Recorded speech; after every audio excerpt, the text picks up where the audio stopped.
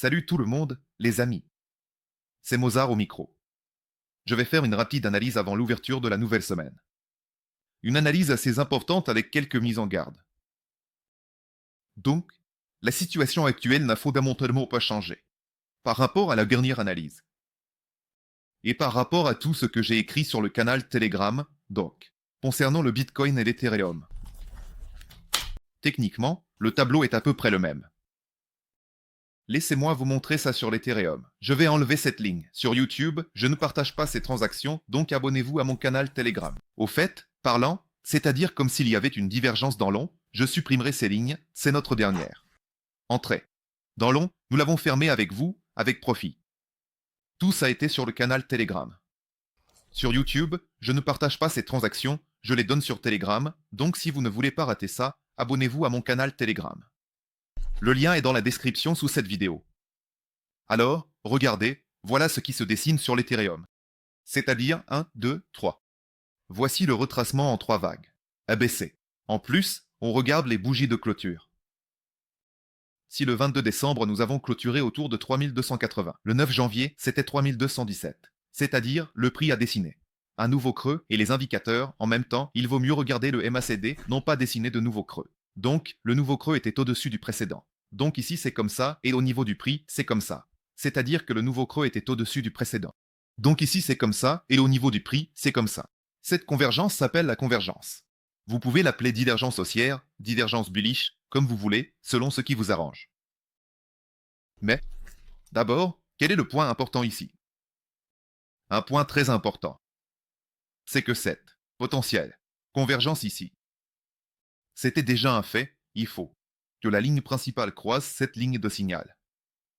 C'est-à-dire que la moyenne mobile lente a croisé, excusez-moi, la moyenne mobile rapide a croisé la moyenne mobile lente. On peut alors considérer cette formation comme clôturée. Tant que cela ne s'est pas produit, et pour l'instant, le MACD est globalement orienté vers le bas, ces deux lignes. C'est le premier point important. Le deuxième point important. On est resté assez longtemps sous les 50. Moyenne mobile, ça fait vraiment longtemps. D'ailleurs, tout comme il y a eu un faux bricout ici sur l'Ethereum, il y en a eu un aussi sur le Bitcoin. Ça fait déjà pas mal de temps.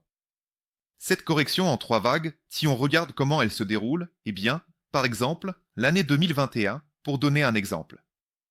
C'était une image. Parfaite, très similaire. Ici, c'était là. La voilà. En général, elle se produit toujours avec un nouveau creux sur la vague. Juste ce. Pour l'instant, ce creux n'a pas été renouvelé. Ça me met un peu en alerte aussi, je dois dire. Et les niveaux de protection pour l'Ethereum sont les suivants. C'est là. Je pense que j'ouvrirai sûrement une position longue, en plus avec un peu d'average down. Dans le cas où certains événements se produiraient, je vais en parler un peu plus loin. Ce sera une zone de prix d'environ 3040 à 3000 dollars. C'est le premier intervalle. Ici, on a le S3 bot mensuel, et ici, il y aura à peu près une mise à jour de la vague. Et pour le creux, c'est le premier niveau. Et le deuxième niveau se situe un peu plus bas, c'est-à-dire dans une fourchette d'environ 2800 cents à 2000, disons entre 9 cents et 9 cents 50 000 dollars. Voilà, dans cette fourchette. Ici, on peut faire un average down, parce que c'est déjà la ligne. On descend en dessous, c'est un marché baissier. En gros, on va fermer toute cette vague, sur la victoire de Trump et retirer toute cette liquidité. Ici, il y a une énorme liquidité accumulée. Voici 2 points d'entrée. Je donnerai plus de précisions sur le canal Telegram. Pour l'instant, je ne peux pas dire avec certitude. Donc, cette semaine. Oui, on a eu des données importantes sur le chômage. Vendredi, ils ont mis à jour le creux sur les marchés boursiers. Mais pour la crypto, ils n'ont pas mis à jour le creux même s'il y a eu une chute. Pour l'instant, la crypto est maintenue. C'est un signal plutôt positif dans l'ensemble. La semaine prochaine, il y aura les principaux indicateurs. Si le chômage en chiffres relatifs était le deuxième, alors l'indice des prix à la consommation, c'est-à-dire l'indice de l'inflation, sera le premier. En ce qui concerne l'importance pour la Fed, c'est l'indice des prix à la consommation, c'est-à-dire l'indice de l'inflation, sera le premier. On a une prévision pour mercredi à 2,9%, donc 0,2% de plus que le mois dernier. En décembre. Globalement, c'est un bon pronostic. C'est comme une bonne réserve. Mais si jamais ici on dépasse les 2,9, par exemple 3 ou 3,1, eh bien. Je le répète, la probabilité de cet événement dans le cas de l'Ethereum testant la moyenne mobile annuelle. Ce violet, autour de 3050, ça passe en ce moment, et la moyenne mobile sur 200 jours, autour de 2950. Elle est très élevée, ça va. Et, probablement, il n'y aura pas de mouvement vraiment fort et ample. De grands mouvements puissants ne se produiront pas avant que ces indicateurs ne sortent. Et probablement, il n'y aura pas de mouvement vraiment fort et ample. De grands mouvements puissants ne se produiront pas avant que ces indicateurs ne sortent. Eh bien, probablement, le premier indicateur important sortira quand même mardi. Il n'y aura pas de grands mouvements puissants avant que ces indicateurs ne sortent. Eh bien, probablement, le premier indicateur important sortira quand même mardi. L'indice des prix à la production, c'est le PPI. Il est aussi important pour le marché. Il servira de proxy pour l'indice des prix à la consommation, CPI, qui sera publié mercredi. C'est déjà l'indice des prix à la consommation. Et ici, peut-être que après-demain, on commencera à avoir des volatilités un peu plus compréhensibles. Mais l'essentiel sera ici. Voilà, mercredi. L'essentiel sera ici. Ensuite, il y aura l'indice de l'activité manufacturière. Mais, de toute façon, ce sera déjà post-factum. Je pense que la direction sera donnée mercredi pour l'ensemble du marché. Parce qu'après, dans une semaine, il n'y aura pas de données importantes. Et jusqu'à l'inauguration de Trump, le marché va choisir, je pense, une seule direction, à la fin de mercredi. En plus de ça, si on regarde toute la hausse techniquement, depuis le point de victoire de Trump. Si on applique le Fibonacci comme ça, pour l'instant, on est déjà venu 2 fois. On a frappé à 50% de toute la hausse. Sur les corrections, sur les fortes, on peut, et là c'est déjà une forte correction, frapper à 61,8. Et maintenant, ce niveau passe justement au premier niveau, où je suis prêt à racheter de l'Ether autour de 3000 $. C'est 61,8. Descendre en dessous, avec une grande marge. Eh bien, ici, il y aura déjà de gros problèmes. Là, je vais déjà commencer à douter d'une poursuite rapide du marché aussi. Mais voilà 61,8. On peut piquer. On va aussi mettre à jour la vaga, et d'une certaine manière, on va finir ça. Pour l'instant, ça a l'air trop simple et trop facile. S'il te plaît, convergence, achète et comme un retournement. Ensuite, en ce qui concerne la blockchain. Donc, par rapport aux indicateurs clés, rien n'a changé. Donc, notre profit global est en baisse. Au cours des 30 derniers jours, il a déjà chuté 4 fois. En gros, c'est ça. C'est aussi une correction optimale, comme en 21, en 17, il est tombé presque de 0 à 0. Là-bas, la volatilité était plus élevée.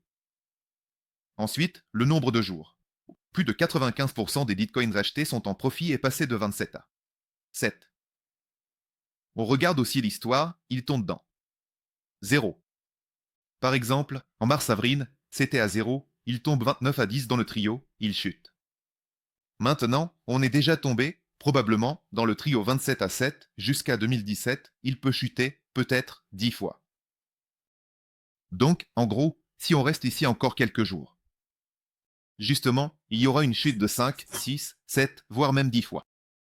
Les prochains indicateurs. L'indicateur de profit réalisé par rapport à la perte, le momentum du profit. Pour la perte, il est tombé dans la zone des moins 45%, il est considéré comme une moyenne mobile rapide sur 7 jours, divisée par la moyenne mobile annuelle de 3 cents. 65 jours et on prend la moyenne entre le profit par rapport à la perte et la perte par rapport au profit. Donc, la chute est assez forte. Un effondrement. Même en janvier, il n'y avait pas ça. Même en janvier, c'était seulement moins 3%. En 21, il y a eu un tel effondrement, un à moins 49%. C'est-à-dire à peu près comme maintenant. Et en 17, il y avait des chutes encore plus profondes, parce que le Bitcoin chutait en gros jusqu'à 40%. Il y avait une volatilité plus élevée, il y a même eu des moments à moins 85. Moins 85, moins 94 et moins 92. Ensuite, le funding correspond toujours à un état de forte correction du marché haussier. Moins 85, moins 94 et moins 92. Ensuite, le funding correspond toujours à un état de forte correction du marché haussier. J'en ai parlé dans la vidéo précédente, je ne vais pas m'attarder là-dessus. 1, 2, 3 chutes jusqu'à 0. L'essentiel est de ne pas descendre en dessous de 0 et de ne pas s'installer dans la zone négative. Alors, dans l'ensemble, cet état de rachat du marché haussier va continuer à prévaloir pour l'instant. Pour l'instant, on est dans un marché haussier en général. Concernant le funding, il est moyen selon le système à 0,01%. Le funding standard, c'est-à-dire vraiment plat. C'est le funding minimal possible pour les positions longues. Suivant. Le pourcentage d'offres en profit est tombé à 82% le 9 janvier. Ce sont aussi des niveaux critiques pour le marché haussier. Eh bien, j'ai déjà montré ça à 80%. Dans les vidéos précédentes, je ne vais pas m'attarder longtemps. On peut encore chuter de 80%, mais il ne faut pas descendre plus bas. En dessous, ça va devenir vraiment dangereux. C'est-à-dire, par exemple, comme ça a été après l'interdiction en Chine. Ici, on est tombé en dessous de 80%, on a plongé et ensuite on est resté en bas. Longtemps à cause d'une très forte correction. C'était la même chose en mars-avril après l'attaque iranienne. On a plongé. Ici, en avril, on est tombé en dessous de 80% et voilà, on est parti plus bas pour longtemps. Et c'est la même chose pour le passage en marché baissier, par exemple. En 2018, on est tombé en dessous de 80, ici, de manière sûre, et on est parti en marché baissier pour longtemps. Ici, et on plonge dans le marché baissier. En gros, des niveaux critiques. On ne peut pas tomber beaucoup plus bas. C'est la ligne dont je vous parlais, aussi dans la vidéo précédente. Cette ligne bleue, c'est le prix moyen d'achat de tous les détenteurs de Bitcoin, depuis 1 à 3 mois. C'est-à-dire que sur les marchés normaux, c'est la limite que le prix a touché. En ce moment, elle se situe autour de 91. 6 cents dollars. 91 6 cents, 91 7 cents à peu près. À peu près ici. L'année 2021. On l'a touché parfaitement, on n'est même pas passé loin. Je m'excuse. Année 24, janvier, après l'adoption du Bitcoin ETF. Voilà, et on est parti dans un nouvel élan. En 21, pendant tout le marché haussier, il n'y a eu qu'un seul contact. Puis l'interdiction en Chine. Ensuite, d'ailleurs, cette structure de correction abaissée que je vous ai montré dans le cadre du live aussi. On touche cette ligne bleue et on part plus haut.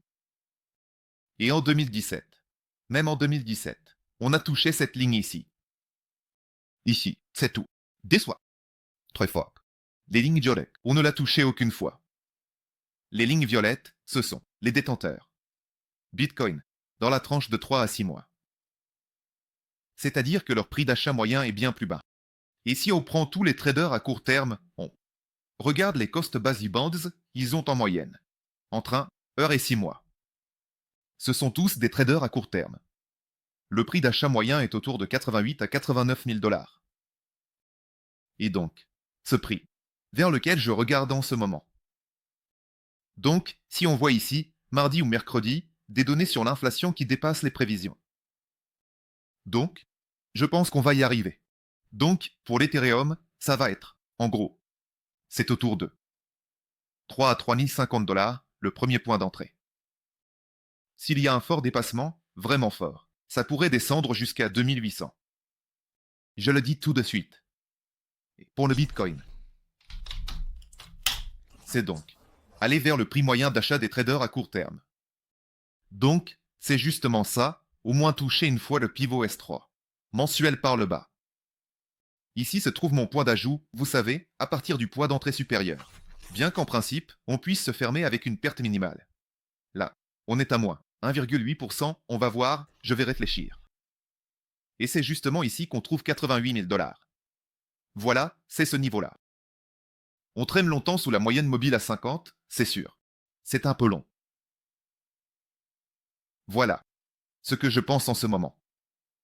Si on ne casse pas ce fond, c'est-à-dire si le 9 janvier était le dernier point de baisse et que les données sur l'inflation sortent soit en dessous des prévisions, ce qui serait positif pour les marchés, soit, au moins dans le consensus, le Bitcoin ne fait pas de nouveau plus bas. Le 9 janvier, ça revient ici au-dessus du niveau 98 et ça se stabilise ici. Donc, c'est encore une consolidation au-dessus de la moyenne mobile à 50. On se stabilise à nouveau au-dessus du pivot R3 mensuel et on revient vers la densité de volume maximale autour de 98 000 dollars. Voilà, on peut longuer à partir des niveaux actuels sans trop réfléchir. Pour l'instant, c'est le tableau que j'ai décrit. Pour moi, dans nos systèmes de trading et en tenant compte du sentiment extérieur et de tous les facteurs externes. Qu'est-ce qu'il ne faut pas négliger? Un dollar fort, c'est l'indice du dollar qui est à ses deux plus hauts de l'année. Il ne faut pas négliger l'inquiétude du marché concernant l'économie britannique, et ça concerne le rendement des obligations britanniques à 10 ans, qui a franchi tous les sommets de 2022, donc il ne faut pas l'ignorer. Peu importe comment tout ça s'effondre, et comment le marché le réagit à l'échelle mondiale. Il ne faut pas l'ignorer. Oui, encore une fois, la chute de l'euro par rapport au dollar, qui tend vers la parité. Je pense que cette année, on va atteindre la parité, on va combler tous ces trous. On s'y met déjà. Voilà à ce niveau-là. On va revenir aux petites unités sur Trump. Il faut tout prendre en compte.